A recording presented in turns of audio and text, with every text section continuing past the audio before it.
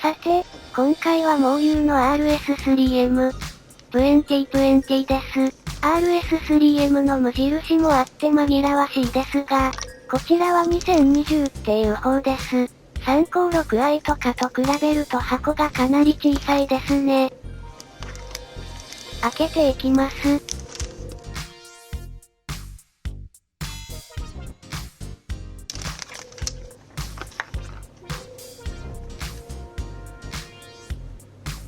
RS3M2020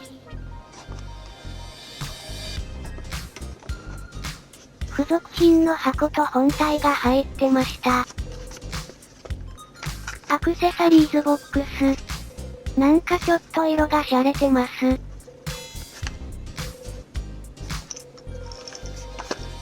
あとはオレンジ色のスタンドと本体になります。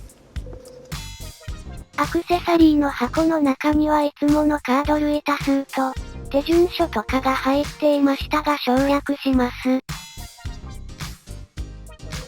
使いそうなのはこのドライバーですが、買うたびに結構増えますよね。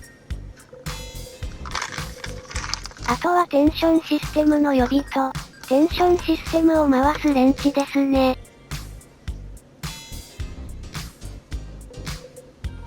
こんな感じでねじるやつです。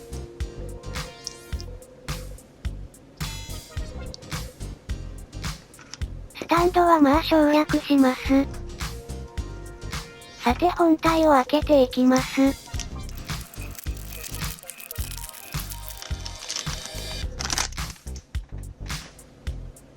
おや、工場出荷時の潤滑剤が表面にないのは珍しい。ティッシュで拭き取る必要がないですね。表面は無印 RS3M とは違いますと。ロゴは相変わらずステッカーですね。分解する前に回してみましょう。マグネットは結構弱いですね。回転音はサラサラ系。というか第一印象で、回転がめっちゃくちゃ軽いんですけど。コーナーカットは狭いですね。約45度です。リバースはオンザラインでは回りません。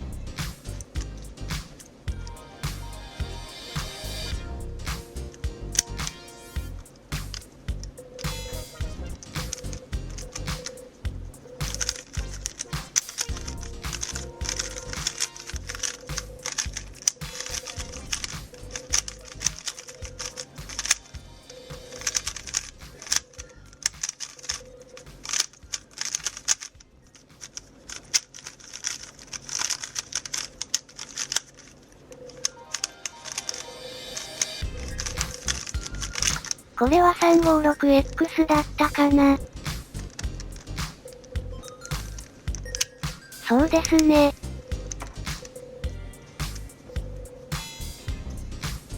356は 56mm。ですよね。2020は55.7mm くらいですね。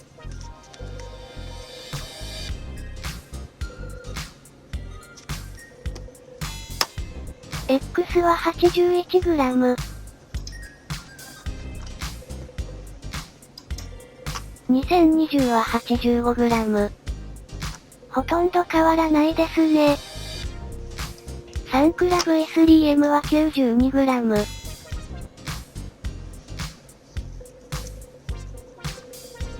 エリート M は 77g。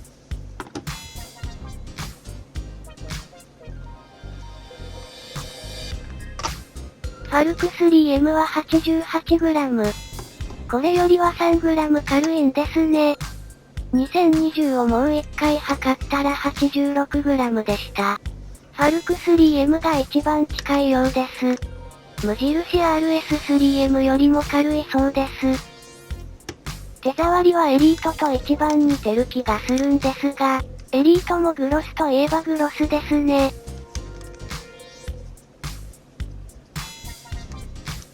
回転音も似てるんですが、回転の感触が違うんですよね。X はまあこういう感じですよね。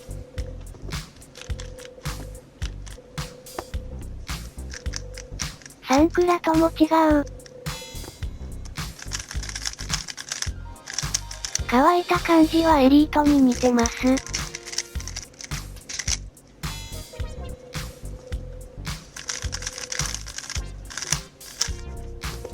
ファルク3とは音が違う。カチャカチャ言いますよね。それが悪いとは言いません。私は好きです。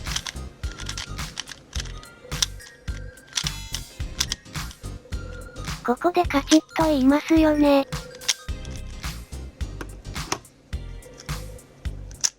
やはり乾いた感じの音ですね。XS 参戦です。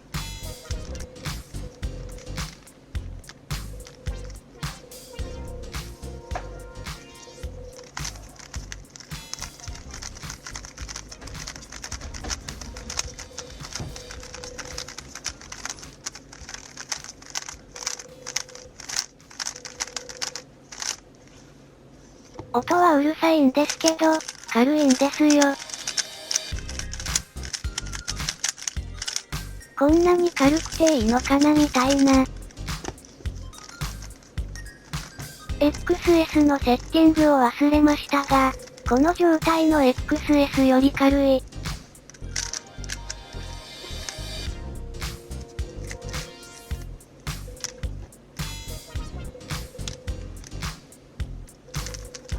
これは軽めに設定した X です。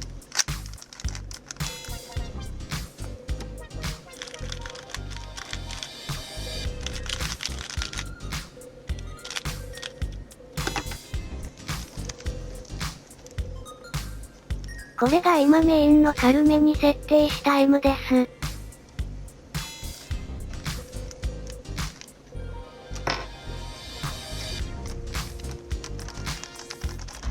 似てますね。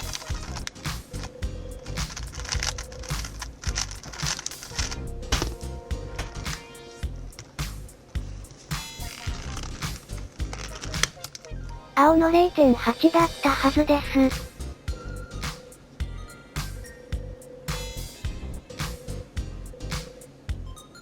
それと結構似ています。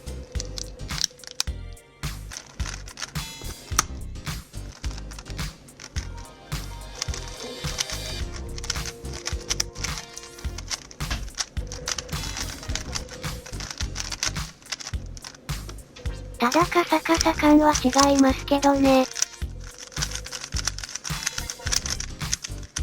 この、オーバーランする感じ、最初に XS を触って、扱いきれないと思った時と同じなんですよ。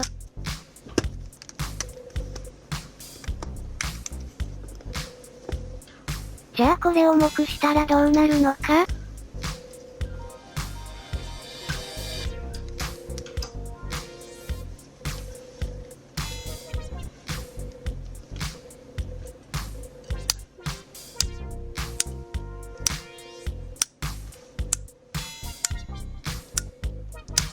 ？9で元に戻るから8が最強ですね。ということで、前面を最強に設定してみました。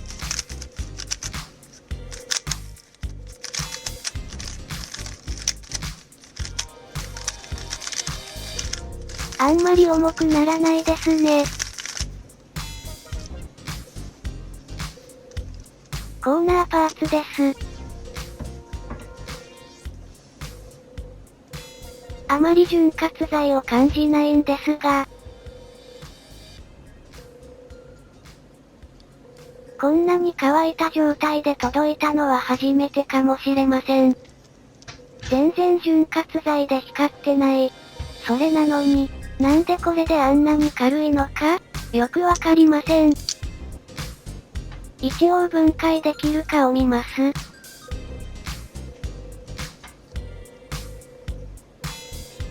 ネジも何もないから外すだけですね。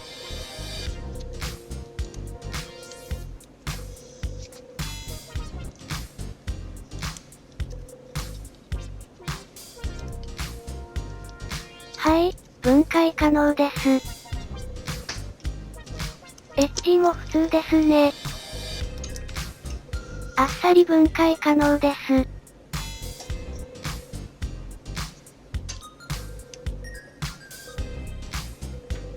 潤滑剤なさすぎ。センターも普通。ここは少しだけ湿ってました。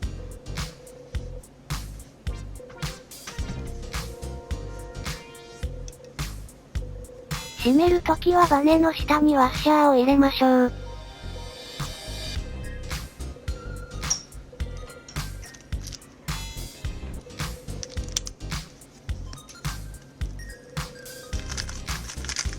なんでこんなに軽いのかわかりません。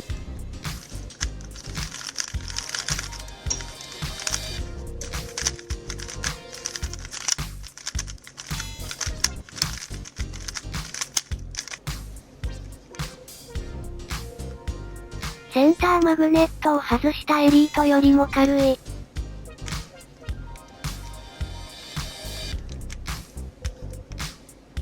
マグネットがかなり弱めってことですね。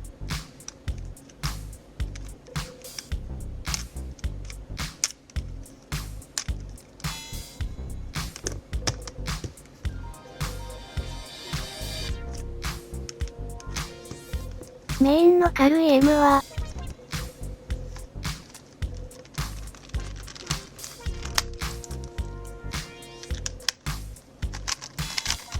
結構軽いんですが、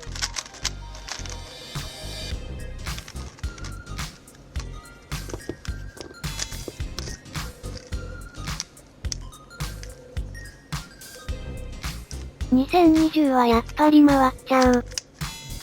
マグネットはかなり弱め。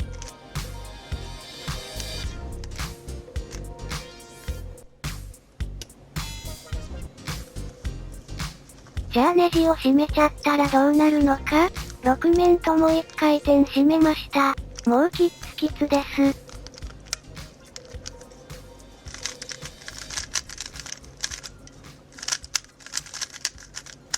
それでも軽い。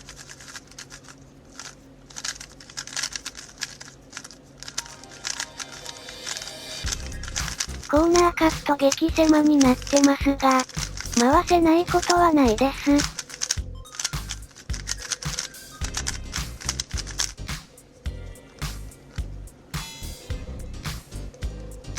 45度からオンザラインまで狭まってます。リバースも激狭。こういう設定にすることはないでしょうけど、これでも別に苦ではないです。まあ半回転戻しておきます。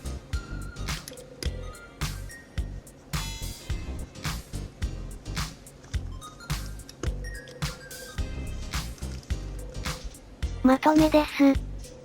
私的にはサンクラ V3M よりいいです。ファルク 3M は好きなんですが性格が違うと思います。これらはカチャカチャ系ですよね。エリート M に似てるんですが、マグネットの強さから考えて2020の方が好きですね。とにかくマグネット外したエリート M より、回転が軽いので調整の幅が広そうです。エリート M はちょっと小さいのも、私には合わないんですよね。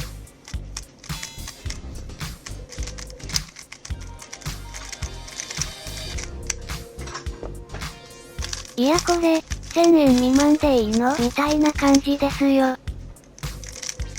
開封状態で回して、サンクラ V3M の時より衝撃的だったし、回転の軽さは XS の時以来だし、コーナーカットが少し狭いですが苦になりませんし、これは買いだと思いますよ。